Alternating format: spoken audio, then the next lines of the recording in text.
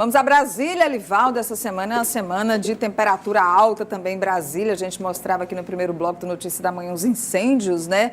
Lá em Brasília ainda não está pegando fogo, mas a gente sabe que a temperatura é alta. O Délio Rocha está acompanhando essa expectativa. Na quarta-feira, os deputados devem votar em plenário a segunda denúncia, o pedido de admissibilidade dessa segunda denúncia contra o presidente Michel Temer. E Délio, esse final de semana foi de muita negociação aí da base aliada do presidente Temer, também diretamente conversando com muitos deputados. Bom dia, Délio Rocha. Olá, Nádia Rodrigues, Elivaldo Barbosa, bom dia a todos no Piauí. Isso mesmo, foi um final de semana de muitas discussões e a lógica aqui nesse momento é que quanto mais perto das eleições de 2018 e quanto mais desgastado está o governo, mais caro deve ser o voto para apoiar Michel Temer nessa segunda denúncia.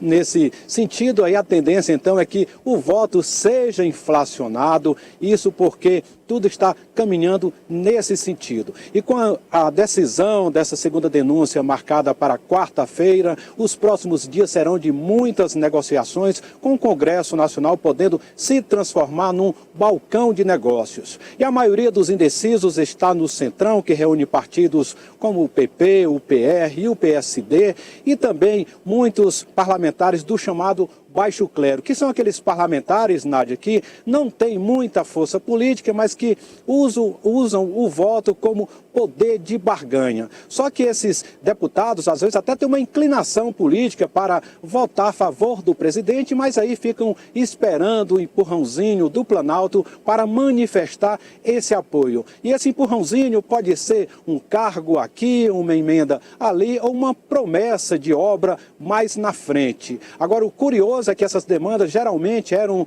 mediadas pelo ministro Antônio Embaçaí, da Secretaria de Governo, que é do PSDB de Minas Gerais. Mas a relação de Antônio Embaçaí com o Centrão não é muito boa e os parlamentares estão, então, preferindo fazer suas demandas ao ministro da Casa Civil, Eliseu Padilha, que também está junto com Michel Temer nessa segunda denúncia, assim como o ministro Moreira Franco, da Secretaria-Geral da Presidência. Agora, o próprio presidente Michel Temer também está empenhado em mediar, então, essas demandas, mas ele tem usado suas forças mais para tentar fazer afagos ao presidente da Câmara, Rodrigo Maia. Tudo isso para não ter surpresas na próxima quarta-feira, quando for votada essa segunda denúncia, Nádia.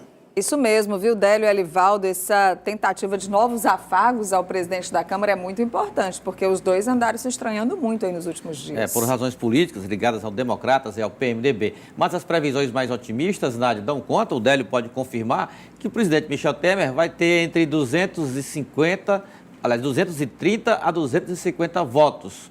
Bem superior até do que o que ele precisa, pouco mais de 170 votos para se manter no poder. Agora, é claro que daqui até quarta-feira, ainda conversa deverá ter agendada do próprio presidente. Ele mesmo já entrou em cena, já que o seu secretário-geral de governo, Antônio Embaçaí, ele está com uma situação complicada na relação com o seu partido, o PSDB, a ponto dele já vai deixar o PSDB, vai para o PMDB para disputar o Senado lá pelo estado da Bahia. Então, ele já enfrenta algumas dificuldades na relação com a base. Muitos partidos, por exemplo, do Centrão, não querem nem saber de conversa com o Embaçaí. Então, Temer, como ele é político e entende muito bem essa relação com o Congresso Nacional, resolveu pessoalmente entrar em cena. Eu acho, Nádia, que ele consegue com folga o que ele precisa para se manter no Palácio do Planalto. Pois é, o Elivaldo falava aí pouco mais de 170, são 172 votos que o presidente precisa para, mais uma vez, arquivar essa denúncia contra ele. Agora, Délio, outros assuntos movimentam também a pauta do Congresso Nacional nessa semana, né?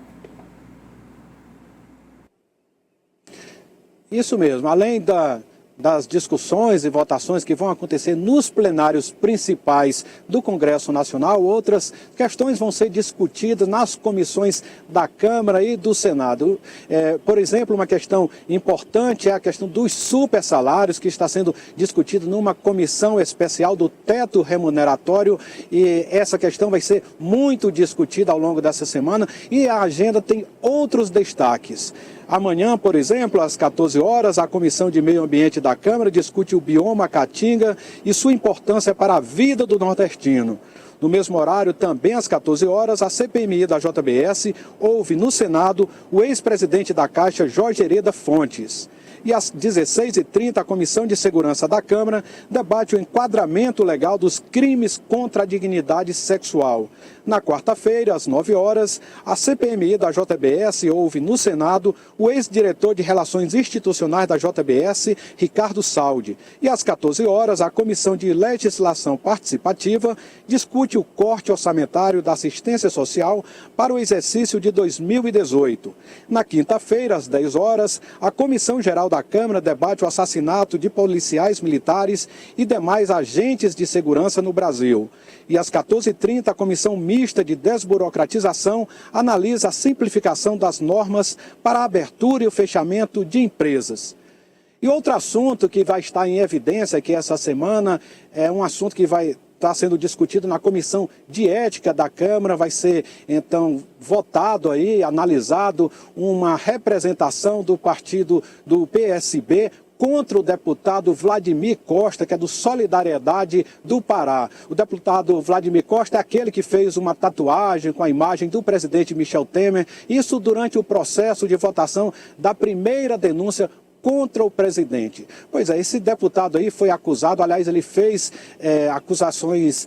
agressões públicas, agressões verbais de cunho sexual contra a jornalista Basília Rodrigues, que cobre aqui os bastidores do Poder em Brasília, da rádio CBN. Então, após esse fato aí, que teve uma repercussão muito negativa, foi feita uma representação, então, junto ao Conselho de Ética da Câmara, e essa questão vai ser discutida essa semana. Agora, o mais curioso, pior do que a agressão verbal, a primeira agressão feita pelo deputado Vladimir Costa, foi a defesa que ele tentou fazer nas redes sociais, em seu blog pessoal, em que ele divulgou para a imprensa. Segundo ele, o que ele tinha dito para a jornalista Basília Rodrigues não era para ser levado a sério, até porque a jornalista não está dentro dos seus padrões de beleza. Dá para acreditar nisso, Nádia? Olha, Délio Rocha, em se tratando do deputado Vladimir Costa, viu? Depois daquela tatuagem, eu não espero mais nada dele.